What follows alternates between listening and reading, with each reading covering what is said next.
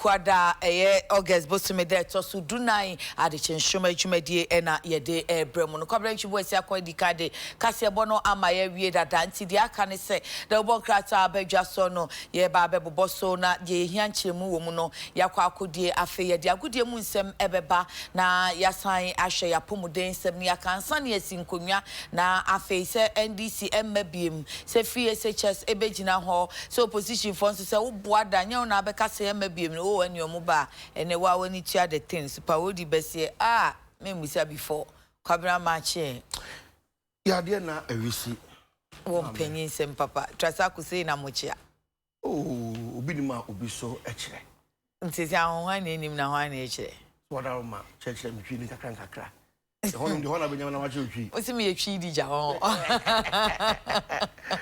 mama yo hine asa bio yo we have come na se ba de ko so Tanzania oh kwabra Tanzania by governor bi say o pese oye database ema omaware said de be ya se ema no be ma bi kose ope se ope wana se ope so wawa na bibi na pese o se be ma ni hodwo eyo no nko ana so obi hye ho na ope se obe ya usamfo na chese ukọ database wa be oni or therefore kwesi bechi na hye ni ni married na date no kran so sha no Edward bedi akon married date ne hye ho Prince obi mpe married so ti kwabena ntwibu asi akon single na why na but o say o dey attach hye ho na why so onyesa o say why na so onyesa o say said e be o mpese o moboa na o mo ka bi infidelity na emema no di no kre no o mo tena fa akon said the man ye no sa is that emema na tena fa akon ebetimi aboa man de wa anya o mo de there be say man de yesem ni ho kwapia na aboa no man de no kwabena entai si like seriously hey sorry adwuma na den adwuma ye o si onim say adena afa beche no ntino akoye say bebe yo bai wa ware ana so uko database wa obehu say ni ghost names be frame ghost names be we anya ka tia ghost names be frame on be ye ko bi tan obi a obetuma share dinja ko shem say wa ware wa bra on ware say ye wo mo be ye on be in otan hunu wo wi ase o unyo bi hwe owua no otan o keke ade am say how pa there be me kasa ma emema and what you say yen fa bi mra Ghana Ghana phone ka so my crowd for that okay any me worry yanga say list e di e wa akatwa ngoma mukuru ani omu so afi dey say dey call the check awafo na awafo ghost names go be pia gu mu no there be any dey kwabena say ye adwensi e be ye ni yie nko a ye betimi aye obi no bi twefo kwa chom say monfa aso asi din hye mma me ise untimi fa nhye ma kekesa na hu se si system nye nipa na hu se si ano se ukọ court na ewe ya adaje na ye nya mfa nko cross check ti won sa se ukọ court any AMA for no ne various municipal for no so mo register aware enti register na da ho except that manual enti afi na ukọ akọhwa na ena bia tam na nipa ne be ware na woye omuka ne say bands or publishing bands no enye ade a na bia wadwe abaso na hu ye so won sa na mu bebre nsu na say mu nhye kawa no captains band no mo yi ato because mu nim say mu ye general captain so say mu ye general captain ko ti di mo obi no so odi ma da ko ti e di ma no ntiase enti Ghana no e wo ho dada say obetimi akwa but one say nka database na and be easy o fa phone na papa amen wabwa say man be so moto aware so no so enu no ye different thing say also wo call monogamy say me dey one man one machete okay good enu ye court de no ye sign the kwa sorry dem enu ye so no nko na say wo say wo call muzremu ana say muhammadan ana say wo call yen traditional one dia endie Ghana mremu eya ware ya gitum na ya gitum so say no yetimi ware more than one nti na dia asem bia ni ho asem no omonye ma so de na monye mema de yetimi mo hwe se mo ye mema nko ade eza enye yi Kenya so na ede na eko temi diwe Kenya de Kenya Who say yesu ba keja and your born? No. Yes, him ra shebe dwani bia koyi mframa. I'm suspending. Na emrano sa na eka. Oh, and now because na saying one of the countries in so maame ba ko de ne ba ko parliamentarian oba onye obi obehwe ba ode ne ba ko ye no mo say o ye hokwo e na ode na ba no mo pam nti ono so wa from a year no emrano say sabi say watane ayi na si abonten no ano no emrano say o sabi o jana wa gu ne ko ni man wa safe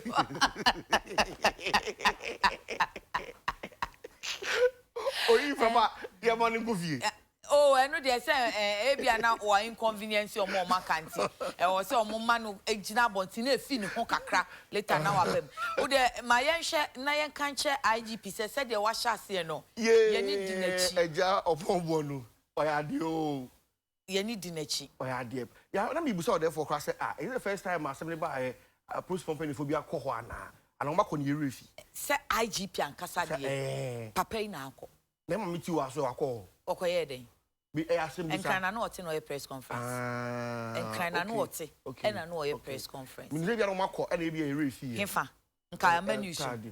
O say Charles gina ho a ne camera ne microphone gina me we sister ibe ko ho a Emma TV so. Okay, nti acting IGP eja opombo no. Omuni acting in finish no mo fama na ejuma papa no betumi aye. Vema wa papa dia ba police na no no ankasa ne kondo. O se na no nkrofobia se omutu ayira o se hey my interdict mo. Nko sorry mfi ono. Why? Basa ade no me sure say abusuafo na fe omo ho me kra be ka omo. Say eya asema na omo kan say mo de mo ka bibi nkyere ye. O de say okoye o say o say mo pese mo kohwe say de ye DNA no kra ye be mo amahwe no. De no o say menye. De o say afi na koma to say oh bibi animo ka papa kra nka say ye nkohwe o. Ye say ano bokoboko ma koma ba fom. Won hu say sesi a eniama yedi me sure say na yakọ abusuafo na enu ka oni abekasa yakoma to yeyem at least omo hu say panyin na ba kasa bebrebe nyina yenim say adwuma na ekoso but kasa isu ebebo mo ba na mutu ni kekempo a IGP etu akono eja kombo na pen ye bona ayade pa so ni say o freedom a mo abu aha we share na o say manim obekasa asase paso ye aduana ayade what papa yero ho so nkoso sa koso maintain na say de wa sha ase no fear no favor yero ho speed pa na mampani hu say adwuma no betimi aye ni acting in free so ni confirm me that's right ni o IGP me sure say afia manfo akoma beto mo yem say afa ni ehu say wo si de be mo si the police couple Ebrante no brofo. That's right. I say no be say sa wo no mo couple wo ho pa. But kwabra wo fa sam wo aten so o chia wo. State enterprises. Aye. E ga sabi no ho. Oh. Hey. Oh yeah, adwuma pa.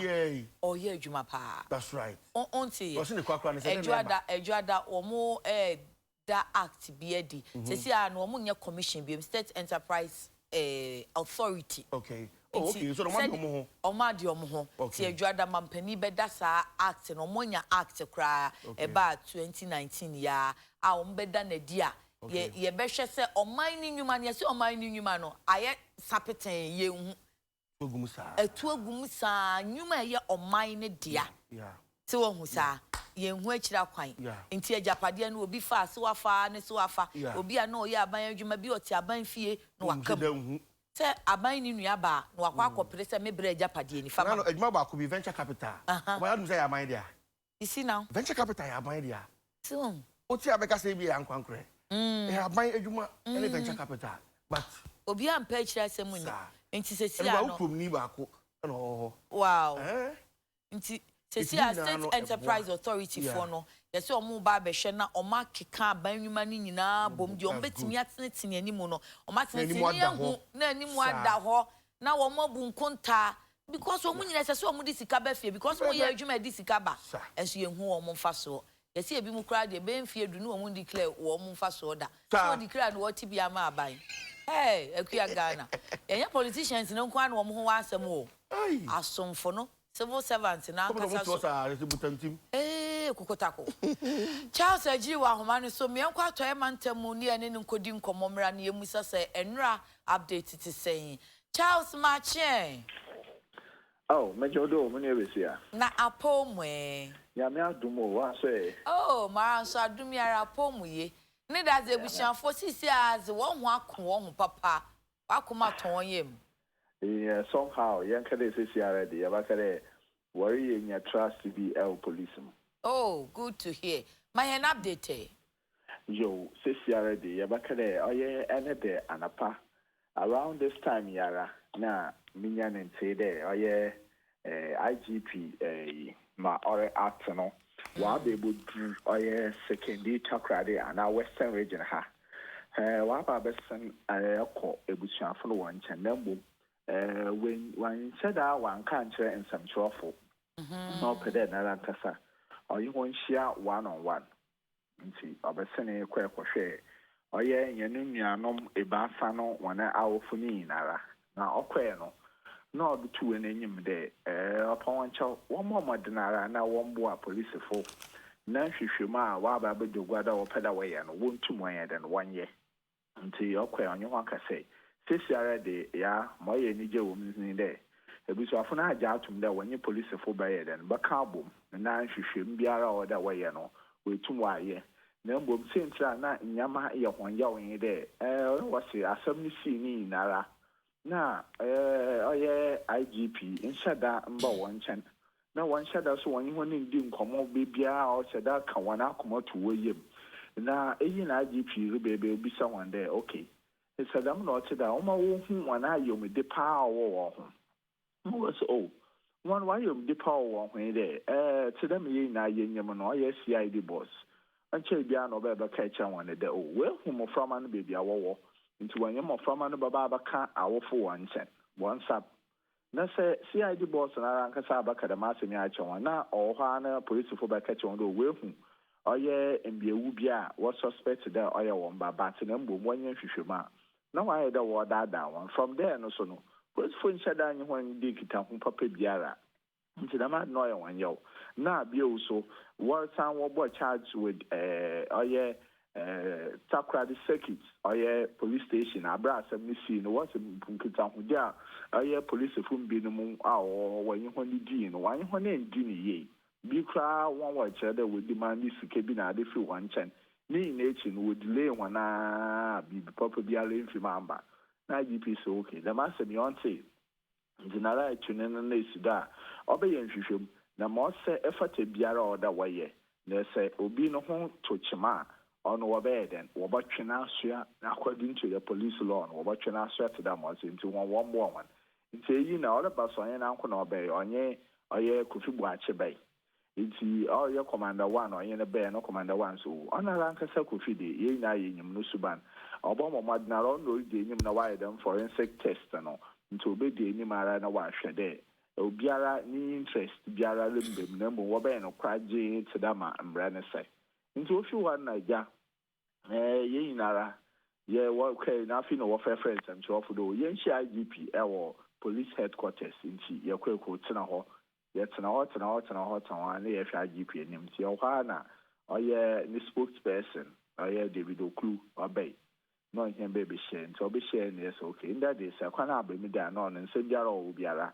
ye fan bisane ye bisa ne nsam so far baby a wa start baby a wa kwekodru na honorable nsam chofo ye na so mode nsam na ba ya hande ya pepre ya hododo ya ye nya abotar na ye so ye ka kire ne de o nsam na ba won ma ye so information dem bro obeye agitation ana de ya de adwene besisu de asam no dem na obete na ya wo na so o we de oye ofa na hwehwemu a wareye na hwehwemu no woye nwie ya wo ntum mfa nsem biara mba motugwa na ye bisa na about oye CID boss na asam no sisi family no wanye abutoyem ewo no so oye part of hwehwemu na wareye na yesanye bisa na esa family no so demand for what private test someone will via no so we could not so IGP amakwan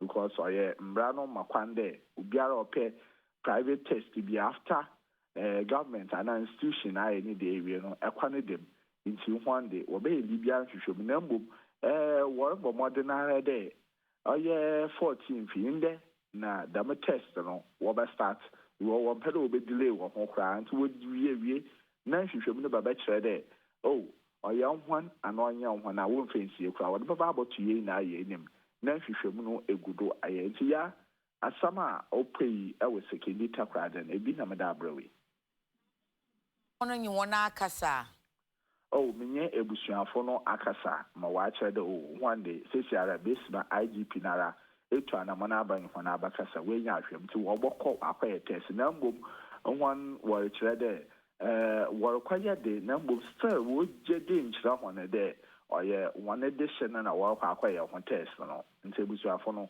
damana wase hen okay Charles Monejuma na ya menfe yintwom anape yenya toma ahwefo de takra de so another demonstration kasi bi so bebesi demonstration or BBC number one starting in a yen to November one or yeah Gold Coast Papa Kwesin Dum ne Gold Coast no top rather for work Gold Coast security your Gold Coast security top rather for us today Papa Kwesin Dum say oh yeah wo sika na aba so de na kaw nti say onchi na kawa onya da obefi wo mu biara na ya bokọ Gold Coast security be 4 months ni Elon Concoto obi bese once monpo de osi pondo na akwa enye na akwa akakasa mara nkasa me de menwa akwa akohwe nti wa mata kwa adefo enwa abre papa de se wo sika no obeye de obi bafia edi no kwade a no no nde wo botu nkefi kokọ wada kire papa kwesindum we hu da ha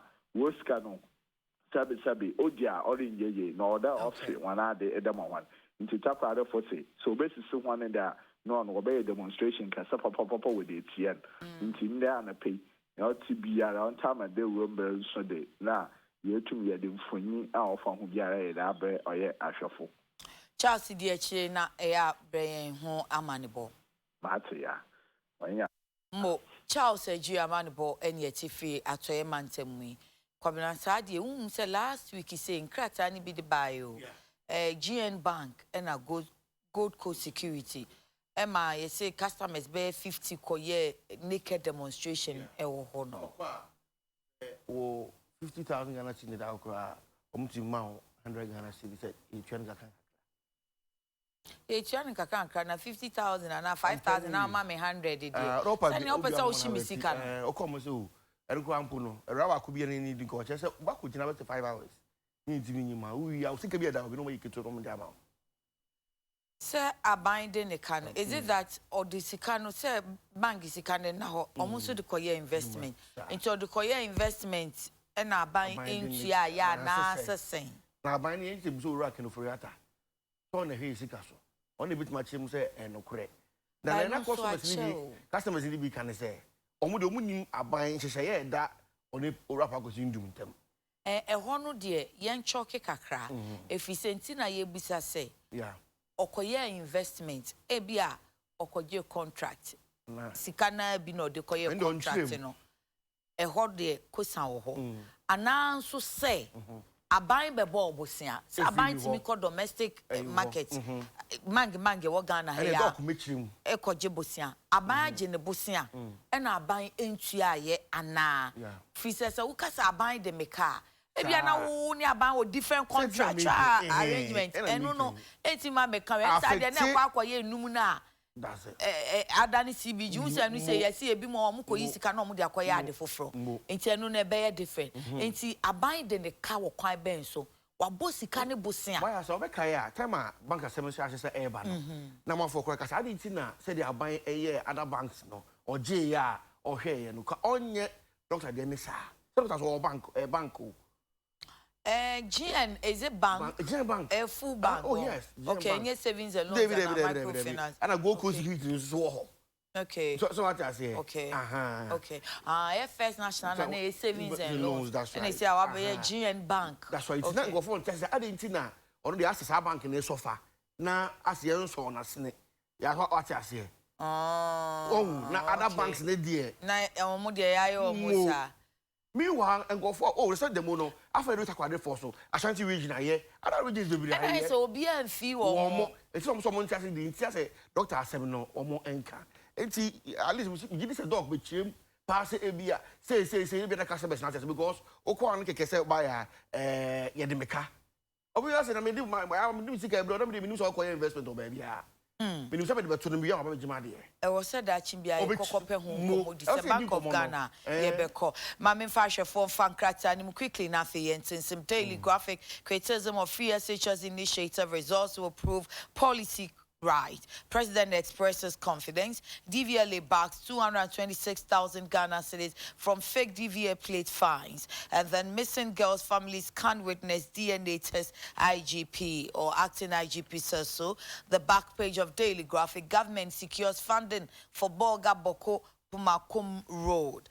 Daily Statesman, power fraud confirmed.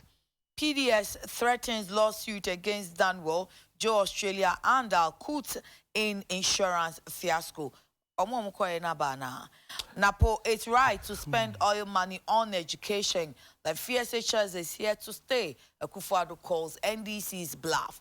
The Ghanaian publisher, youngest professor inducted into West African Nobles Forum. Congratulations, Prof. Akufo-Addo jobs NDC. They should know they are not coming back to power.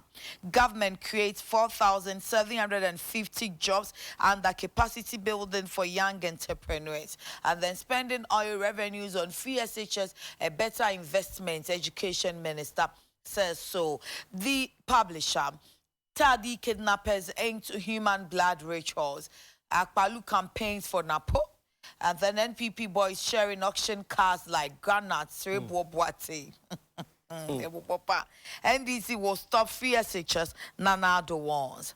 The finder, 4,750 jobs created, 100 million Ghana cedis spent on funding businesses and capacity building, says Dr.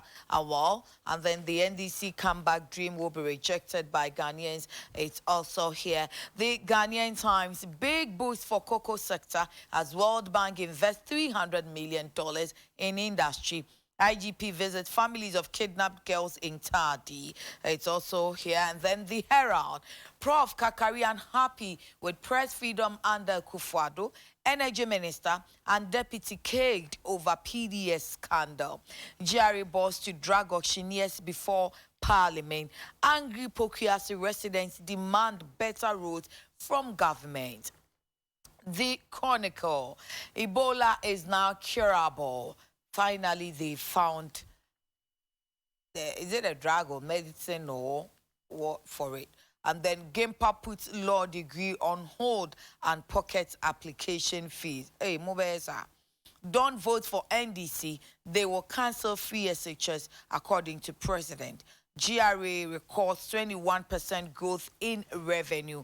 Ghanaian Observer Mahama will collapse free SHS, says Akufo-Addo. The Insight, attacks on journalists. Prof. Kwam Kakari lashes Akufo-Addo. And then poor rural women groups unhappy. The crusading guy talking about free SHS is here to stay. Into way any and someone and then krata ne diaba FSHS no or trendy pa. Kwabrafa Daily Graphic de enfe no one shall say criticism of FSHS initiative results will prove policy right. President expresses confidence. President Nana Dankwa Akufo-Addo has stated that the best answer he will give critics of the free senior high school policy is the results of the first batch of students of the policy. He confidently said the results of the pioneer students in the West African Senior School certificate examination WASI would be positive. And that is when critics of the policy would know that the huge investment in the policy was worth it. Addressing students of the Bogatanga Senior High School Big Boss at Wikongo in the Talensi district yesterday as part of a two-day tour of the Upper East region, the president emphasized that the free senior high school policy has come to stay. The graphic and now Ura Machu Puku Prempenapo and so Edaha and Emma Mehajalima Mahama so Edano and Chain and Yeseria and Edian and DJ Napo Esre Edi Eshe Mampenia Nimsa to so many che and now Ogache Mampini catch us be may and my year. No pennies, doctor, no, why are there pa?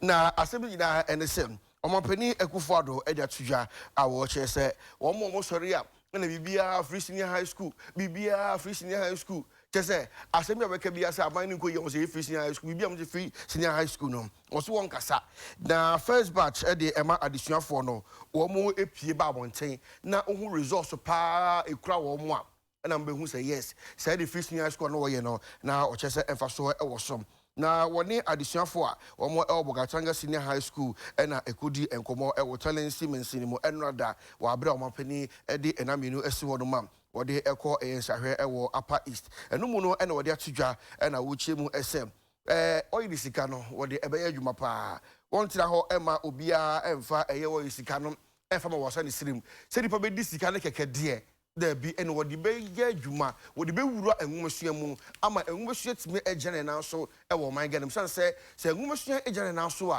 and a bebo or mine and number mine to empom. It's more mocha, so you see cano, and a dear Sao Bomu, and I a dear Quaco senior high school, and I was not Sikabia Jessica, say how you see go, say you see Cabayo, made the bay, me yes, many no manum, if I saw a basso, I'm just so be a yaquania. Oko school umpewe de dia na mope itima pani eche se free senior high school na ye na emfaso de ne de enche obia dan ni be ho bia enso graphic e de aba ewo anima oba mo waya de yemra page 16 ewo de mo asem ka meche mo kire o obeche mo kire mo enye ya cheche mu pa na fe yemra page 20 manganese story bi ewo honom Ghana manganese company na yenhwe no so nka se busuafo ne de Charles Aboyemu je betimi entwi atra. Page 16, DVLA backs 226,000 Ghana cedis from fake DV plate fine. The Driver and Vehicle Licensing Authority has raised over 226,000 Ghana cedis from spot fines from motorists who use fake defective vehicle, that's DV number plates, in random operations undertaken in the city of Accra in the first half of this year. The move is part of an exercise by the Special Task Force of the DVLA to clamp down the use of fake DV plates that have become prevalent. The average monthly arrest of fake DV plates, according to the DVLA, is 104 from the random operations within the Accra Metropolis. Now, page 20, government won't take over Ghana Manganese Company. The government has no intention of taking over the Ghana Manganese Company. The Minister of Lands and Natural Resources, Mr. Kwekwa, has assured. He said the decisions the government had taken on the company were in the best interest of the company and its workforce. He gave the assurance when he paid a working visit to the company at Takwa yesterday. Now so was Obaya minchim ka krebi DVL na fi wi ama kasim bia che ewum.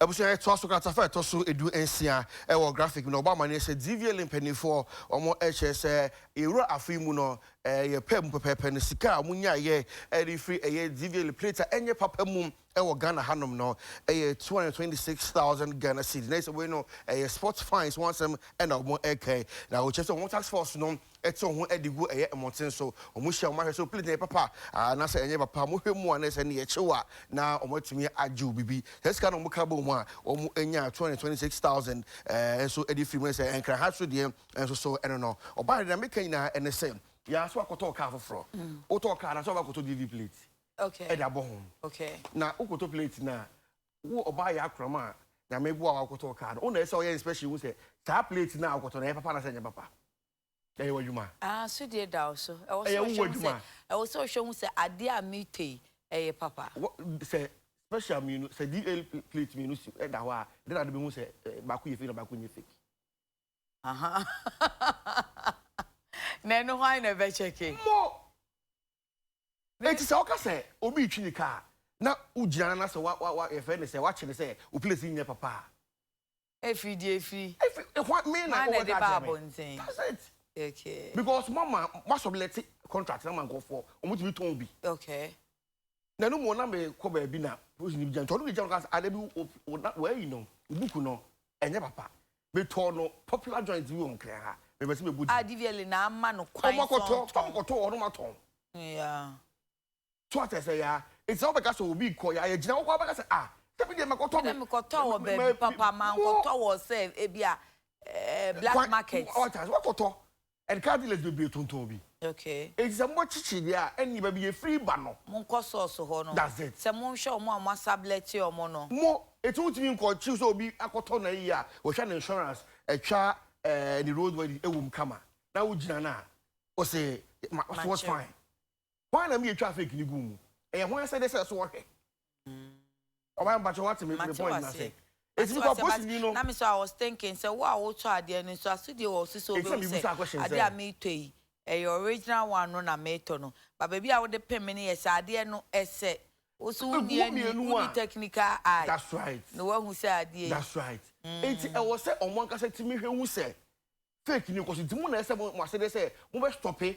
Said the man confirmed me koto. If you baby, if you know. What I say, it's not by a special area, you know. Yeah, I didn't have to know. At the end of the taxi, the IAG. It's a chance to the label. No, I am one who say, when a special label, no, our batch number count more. But it's because I said, if for Jerry for say, yeah, and the man didn't cross I authentic. Well, nature said, I buy any whom Obenian and Pessoa also. Okay, it's your DV last seven. No. That should be a said, Sika, oh, yeah, I could see, so I was opening busy, Yano. That should be a was seeing your penny busy and near Timmy Bomb. You beside says, send us seven. It's here because in Wafona, we say, I'm proceeding, even so I'll come and why didn't you fake? Ah, Opa, now soon, Yanisa. Now, maybe I will DV. Oh, Robusia, I mean, you know what I mean. It's a church, and you was so much church. It's your back page or graphic, Muno. Watch Ghana buying. Sir, I can 68 million euros if ICBC Standard Bank of UK. I somebody about Bogatanga ne Boko Equinum and also Upper East and no. Now we could do baby second trench, you know, and also Abeba and also 60 million euros. Then also a debut so. Wabra money equal and this year almost Boko in the bottom almost tell you buy a Wakaya Asia channel. Yeah, by Edia Momum and also Ewaha. And then our own car farm for I know we are so chest unit Elkolibu, almost a Kakusi, Honum Kamakama, and also Eddie Ama, a one former, I rehearsal air costo. Why, dear, you're daily statesman, you now you're fat any herald, you're for more Tanya Taffy, so Munine can't power some. It's Yen kind, no. Statesman, they also power fraud confirmed. PDS threatens lawsuit against Danwall, Joe Australia, acute in insurance fiasco being paid too. Information available to the Daily Statesman shows that the alleged fraud associated with the execution of demand guarantees by our Court Insurance and Reinsurance Company for Power Distribution Services Ghana Limited in respect of its concession agreement with ECG has been confirmed by checks done by the Ghana Embassy in Qatar. Ghana Embassy in a year. Now, team no the alleged fraud was further confirmed by the team, from Ghana, including ministers which visited our court based in Doha, Qatar last week to investigate the matter. The consular officer of Ghana's mission visited our court offices in Doha to establish the authenticity of the letter signed by the Chief Officer General Insurance, Mr. Osman Hag Musa. According to a letter signed by Abdullah Haruna Al-Hassan, acting head of Ghana's mission, the officer successfully met with Mr. Osman Hag Musa at Al Qut, during which he attested to the authenticity of the said letter and all its content. Now, this is how the Herald carries it. Energy Minister and Deputy caged over PDS scandal. And page 3. There has been an unusual development in the PDS saga, with rather vocal Energy Minister John Peter Mewu and his deputy William Oreku Edu visibly silent soon after declaring the consortium to manage the Electricity Company of Ghana, PDS, to manage the Electricity Company of Ghana, PDS, as having acted fraudulently. The Herald's highly placed source disclosed that the alleged fraud was reported after the charged affair in Ghana's embassy in Qatar was sent by ECG to confirm the authenticity of an insurance guarantee submitted by PDS from our court. Strangely, the Ministry of Finance is now in charge of all PDS and electricity-related matters, including signing documents, defreezing a CAL bank account, and also authorizing the arrangements between the consortium and the ECG to continue, although the Ministry of Energy had been the supervisory minister in the negotiations. Indeed, William Ureku Edo, Deputy Minister Energy, was an active participant in meetings on the transaction, including those his ministry held with Parliament's Joint Committee of Finance, Mines and Energy, led by Member of Parliament from Odotobri, Emmanuel Kwesi Jemfi, when the then Energy Minister, Boakye Jakon, met the committee. But the unusual development has seen a Deputy Finance Minister, Joseph A. Dubois, saying the Ministry of Finance is facilitating the defreezing of bank accounts belonging to PDS. The Energy Commission has also had its position weakened by the new development and, strangely, usurped by PDS and DCG. Here, so who know, baby for come for us to cry, but I say, now, a team, one, up to now, nobody knows. I don't know. This is me, Bisa, Rakujo Ponkuma. And Rami Bisa and another more, see, Unim. Bonum Kojo Ponkuma, so I never cast 30 days. Now, PRO Energy Ministry imponim. Ah, but simply the car 30 days. And the Prince in front of Kojo Ponkuma. Yawa. Prince Fair Papa name. Or Maba. But Omaba now. Because it's here, I said, Maneka. Okay, so the information coming to me through Waba. But I'm Kojo Ponkuma is the best person with my friend. I'm watching.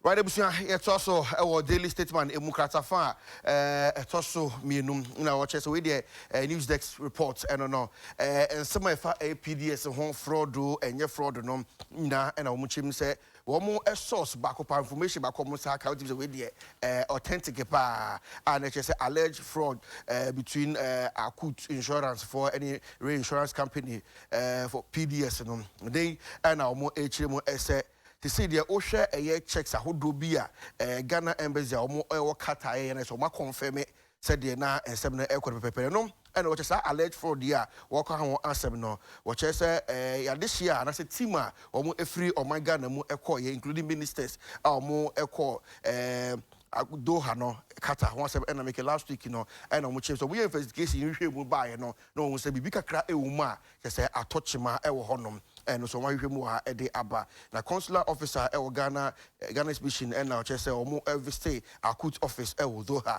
and no mo say there be bibi wo honoma na e kame I say achia e kakra and so e wo mu and so mato so kakra sa e wo ha e day aba na katafa to so biensa and na wo twa eye urumyan for Ibrahim Mohammed awar for ni e de abetoa na o chese opanyin wo ba eye o my God mo e de so afo di bre ne de ma no me business development minister and I was so far o share eye enwuma hodo pa wo modi aba enye enwuma keto 4,750 jobs and on market and sa a building for young entrepreneurs and startups program no I know and I watch ma said ye enwuma no esi etie no wo mo sha senketen na aban eso mo asne primpri no and I which them as a 1,350 and our 1 year air funding from 2017 as a buying as or more as snake a class say my dear why are the representing we yikakra if I saw a snake if I echo him I say oh my boy probably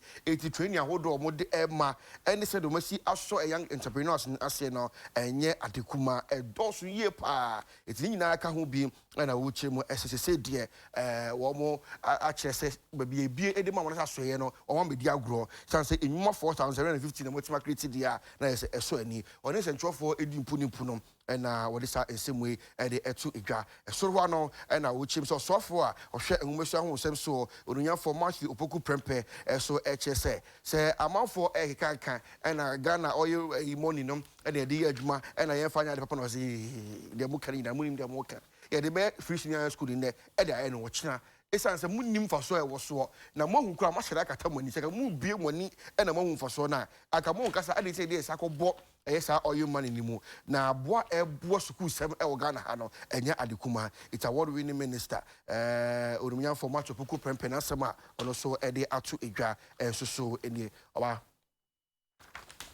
we Herald and so they say previous so was the energy minister and then the deputy and ya keji wo mo kazafa etoso miensa ena wacha eye orunyafo Peter amewumfoni ede abetoa opani William Oreku Edu ena Oraken ofiri ata eso efoni ede abetoa PDS ene eho ensense bia ena wochemo ese John Peter amewu ene the deputy opani William Oreku Edu ese ekame ayese omayedin ede afa eye PDS nsemi ho onhye ente omonka asem ne paaye no omobobo no pe ena asem ne wo na wabramanfo de omanu tu mu na nhwemu ahodo ekoso no timi se source bibiro mo sa eka no eche se fraud ne de ebi abam che ko ba ne sa no ama eye mpanifo maka mo no e de apado a che se onhye ente wo mo enka kora e wo ho to che se de yaka wo mo e de wo ma hye eye adaka mu baby no maka mo no tum sa na so asem na ko ba ni na no mpanifo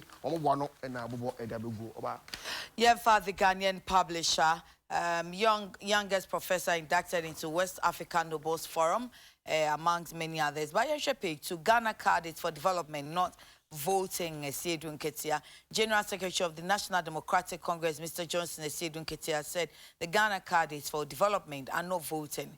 Registrations as citizens everywhere is a basis for development. So let's look at it from that angle and not politics and voting, he said.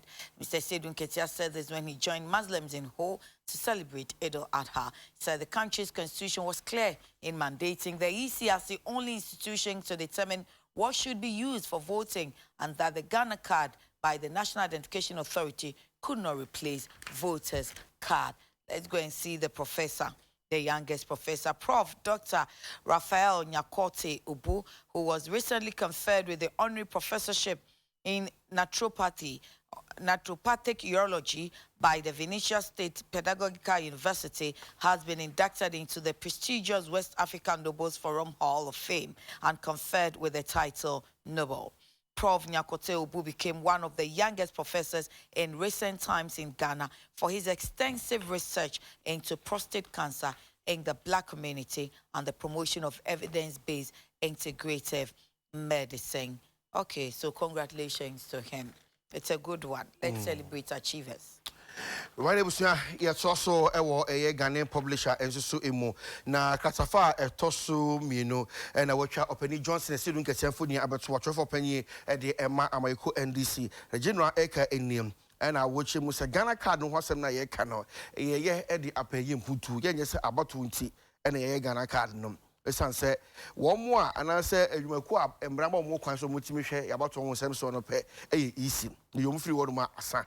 Na pa se bia Ghana card be drum be na ka se Ghana card ne be ya about to hold be dey dem bi eni kwa se eye adwuma esa e de ada asen na ye papa esedun ketia e de ensemo ekoto eye edwa nti Ghana card no se impuntu nti de ba we si so amobia ate ya fa ma se about to nti January enso so akasa enso so e wo ha Yama me chief of staff akusha frima or say opare eso ehye kona ha na nasema yama me eka nyina ene se ema omo so ewo asradom adwuma ni mu no eja kenya special decks bi e de ema na naka ayeka ma ebe wiase ganya ma ke be dey bra ebre hu nyina se menti ese jeje ma so e peja ema de omo kosoro e de ma si ba bi ekro e ti se asradom adwuma no e koso a e o se ema bibi ohon se ema ya bodi mu ka akire e ti na ya adwuma busumi nyina na de ama oba na wa jedi Sanse oyo munti neti ho etie se de yanji wo so ye de omo fra eye asado adwuma no mu a yanji wo so kama special one na ye de be babo mu kum na de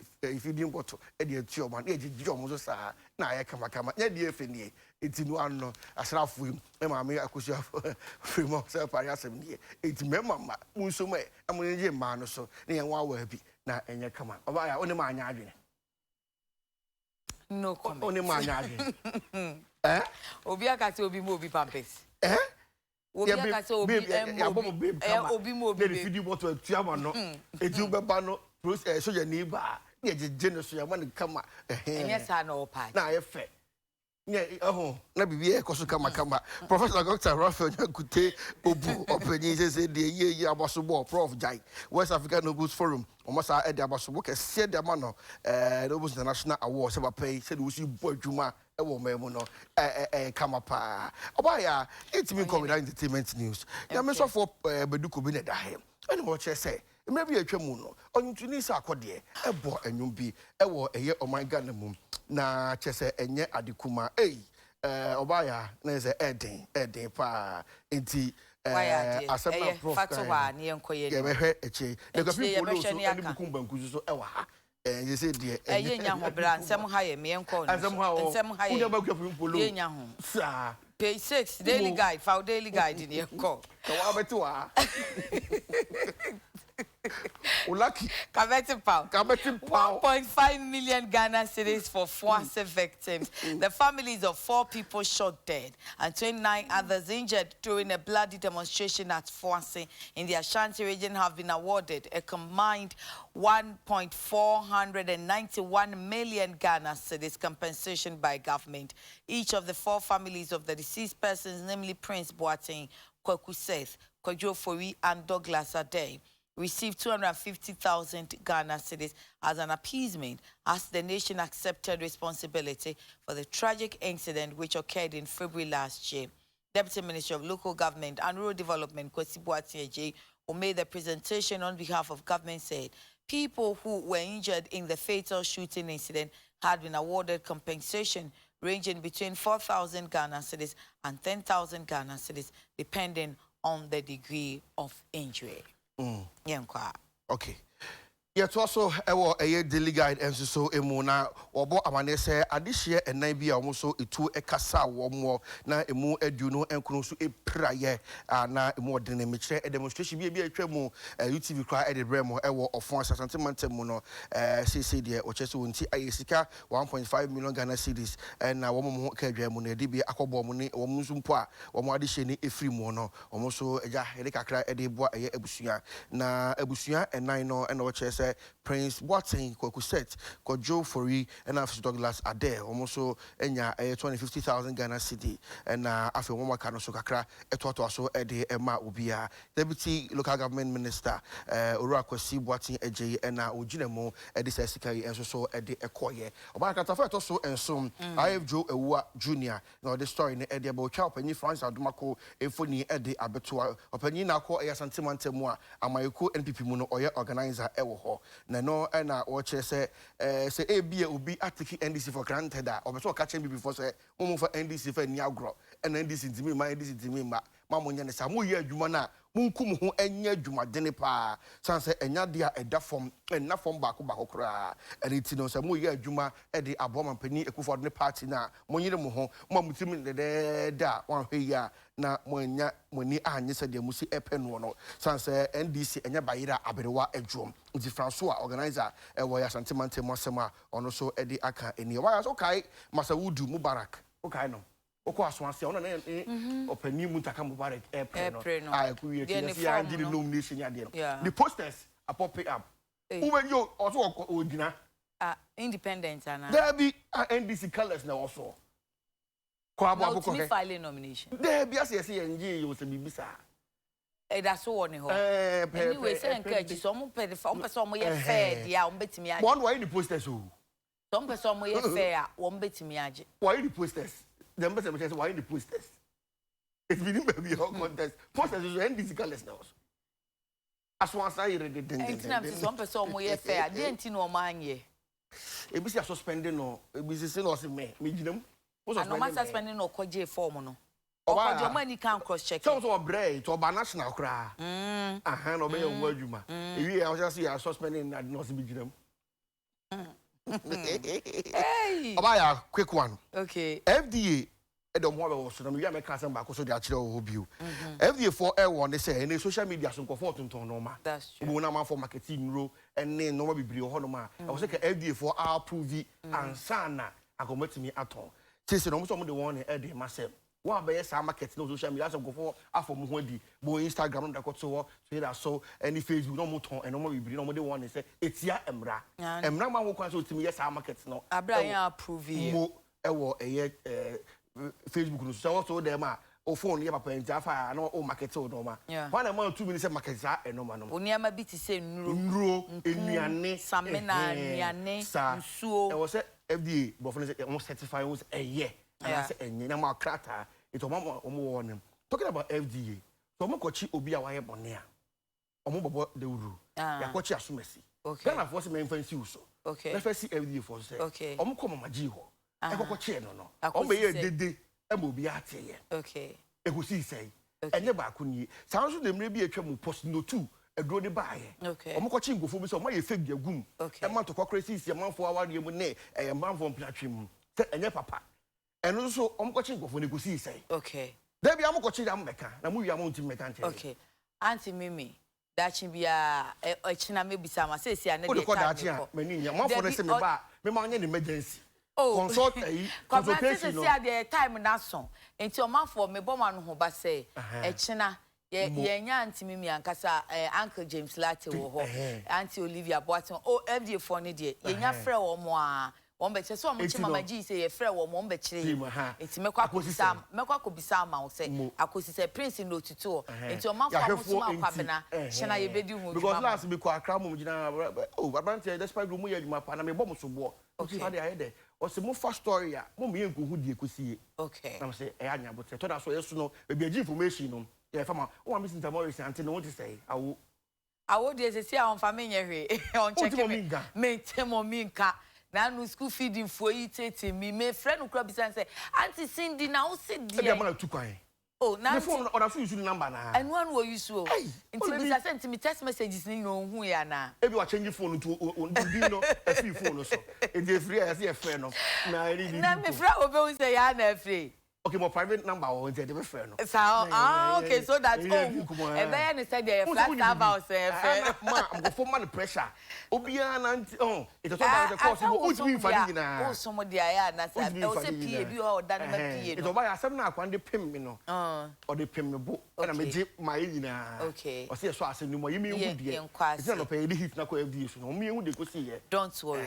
FDA e china enti Uncle James ne abusuafo amo nene mama Jesus so mongada monkrata na chewa be bisamu say mama G nsem no ekosi say post no 2 no why me no one the time e kan sa asem no sawo me no one the kan post no 2 no no one asem me real fi nsem ne me no one the kan top na Nigeria fo be twa be frame ama boy bi kura ponche the girl kura no ama moja ba se kra ana nya na me man post no 2 no na ye na ka chem so sa anya onyem na se me fake abe frame was me na so nya me nim na no maduro no men tokwasa Mayenko enim china meto aso meko FD akako bisem about the insights attacks on journalists Prof Kwame Kakari lashes Akufo-Addo, the persistent physical attacks on media practitioners and the rising decline in press freedom in the country under the current government has attracted hue and cry and condemnation from some of the leading proponents of free expression.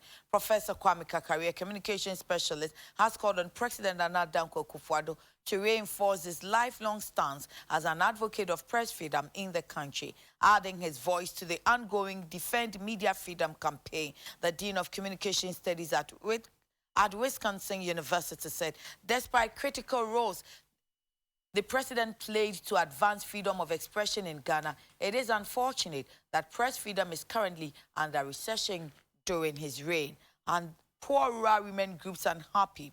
Some poor rural women groups in the Kassina Nankana Municipal and Kassina Nankana West District have said poor access to clean energy has compelled many households to rely on fuel wood for cooking. Mrs. Akosia Yani, leader of the women groups from the Gonia community in the Kassina Nankana Municipal, said the high cost of the liquefied petroleum gas, that's the LPG, the cylinders and the accessories made it difficult for poor rural women to afford the product. Today, beyond soja. Oh, any we see that the same. I was here the inside the day at also which Professor Kwame Kakari Infoni at the Abetuase and na Prof communication specialist and I walk at the actually say the about my Ghana more tata central for Nana a year at Dawson do no and all the eto mampini and him some penny and him say would dear na upe any pa ye dear second mammy can be and it is in the found this would dear now. We are the Okasa editia. It says, what pensioner, a came, I say, a ya pigeon, and Musan Joffo, I take your found use to be brave, and it's in found 9 FA from now 18 M1 Dean of Communication Studies of Wisconsin University, and what they the same way, a year to a year ago. Now, or just a Kassina Nankana municipal, or just and maybe more 7 years here. Adokru wo munjo muntimi ento cylinder no watime nya gas mpo e de gumu de no mo duane no se de omo HSE ejese ye soja ya na enwusi epunu wo mo sa kusie kura emma epunu wo mo afi de wo mo ebrem so mo ani enye bit my bigger car, their phone, what's mania, just selling the any gas, Ibia, and can bet me up warm, I'm so I come at the inside there, and also Eddie Abba. Yeah, Father Chronicle in Union Sports. Gimpa puts law degree on hold. The dream of prospective law students to pursue an advertised 3-year Bachelor of Law degree LLB program at the Kumasi campus of the Ghana Institute of Management and Public Administration, GIMPA, has been shattered. The institute has suspended a planned 3-year Bachelor of Law program, which would have started in September this year. About 30 students who purchased and filled admission forms for the program have duly been notified about the suspension since August 2019. And on page 15, breakthrough trial shows Ebola is not curable. Scientists say Ebola is no longer an incurable disease after a trial of 2 drugs in the Democratic Republic of Congo put survival rates at 90%. 4 experimental drugs were used in an unprecedented clinical trial in the DRC, where Ebola has killed nearly 1,900 over the past year. The 2 of the drugs,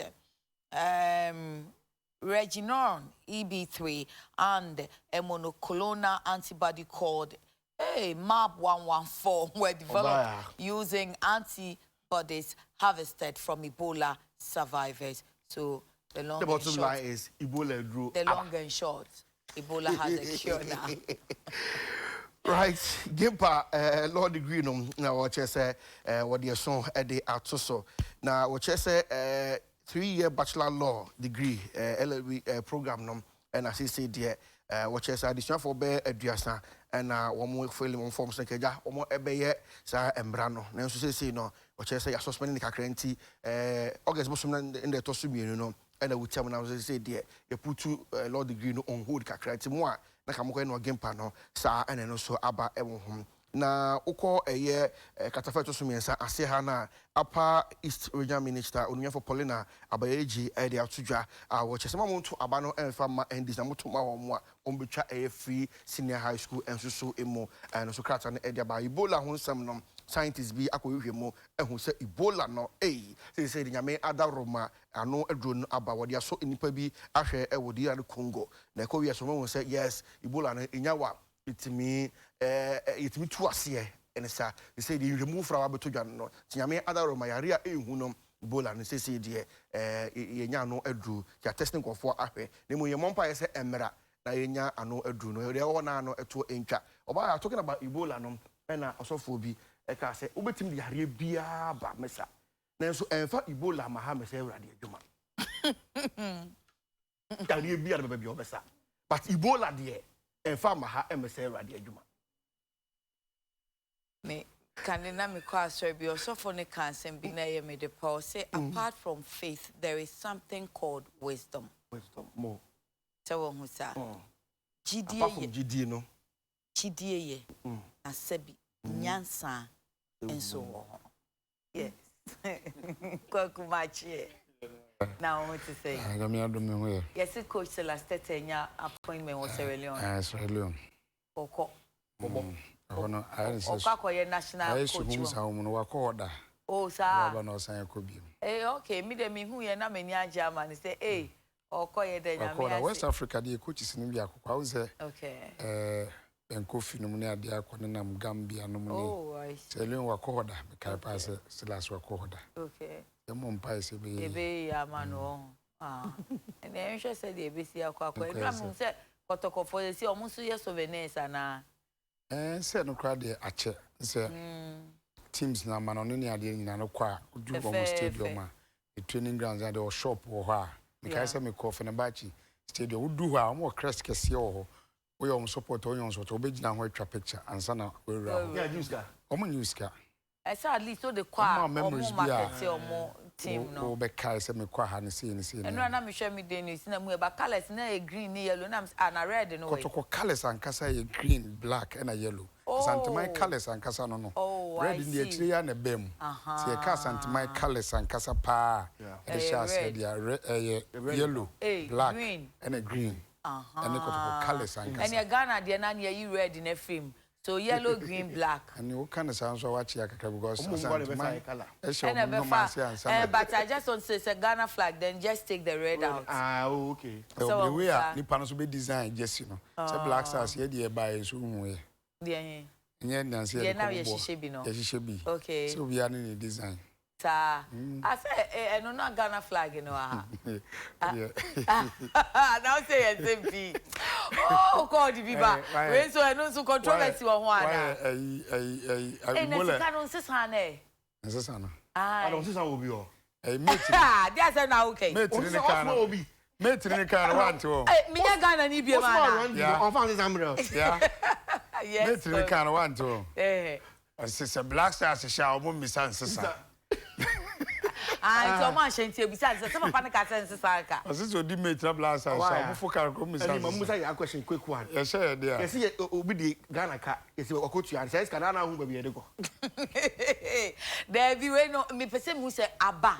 Omudi abet to baby. I said the honorable the banana. Okay. And see, no one on our semnessy. Yeah, they trust me. As some yes. Cha. Akwabia na yire jara. Ni yire jara na okonu kro na situ kwa na sia bobae. Wafa ho kakra ko say so where the man worth some points. Wo be wo nyina wa ba me nka ho bi. Etu pese be ti obi a point wa or affect him Oh my apes. Yeah, affect o pese Yenkwa, muti yenkwa yenko. Yeah. Agbena. My baba chire there Yeah, come on. Say African Games na ekono. $1.2 million near the ko we do the budget number. Okay. $1.2 million near the ko Morocco. Okay. Nti eno no so no. Se bia fa pen ne paper. Eso win medal $3,000. On forge 30,000. On win medal individual sports na $3,000. And na team game no so win medal. Player bia benya $2,000. Some say ma me nka hwe. So we do amodi about make catch on our calculation na so omuba na se bia catch. Ma ko bisanse sa me nka hwe o. Me nka hwe. Yenko ye yes. Ya so say omu mechiche man you. Can on be catch there say. Auntie Aba. Aba. What do you mean can as Aba? So ma kwa Aba. Put the figure na yede. Sesa ma kwa Aba. Usi mi hu enya na. O de yenko kwabra si me kama no ntum kawa no paado. Cape Coast ball no bidi maka paado yenko. Awusa fo mo nyina che ne anope eba agudie ensem so e wa Adekye Nsroma so na anope de aseda ema this with chocolate doing the onya ni nsuo hye sanso na special drinks no so nya bia kama papa e de ma special mineral water nsuo papa ebinom na ema wa hoodin anope nyimako ne boa na de agudie mu nsem e de abro yedi kan na yehwe African Games a yeko ewo Morocco emu enkomotwetwe a ewo ho ene anope. Because I'm sure that the athletes, all of them are expecting the rewards of representing their country to wear this. The monetary is there, but I think that it's a great honor to represent your nation in its colors. And I think that athletes that we are sending them today, we know some of them that we have been following. Mr. Ansah, for example, I think he was doing the basketball today. In America, he's one of the best American footballers and making almost about $20 million a year. I'm sure these are all that some of the opportunities that the shoulder you stand on your country to be able to leap. So though we have these all captured monetary, I'm sure that the athletes are actually having greater targets than just monetary, but it's all captured. In terms of our targets to be able to win, I think that we have come out to say that let us go with athletes with the help of the technical to be able to go with people that we know across the continent and also globally. They really measure well against their peers and that they are most likely to be successful. People said that doesn't mean that also those who are will need to really get experience to compete and so forth are not needed in such competitions. I'm sure the country is making available many other competitions, internal and even external, and preparing them that with time all these will also have their chance to be able to compete in such a tournament for the country.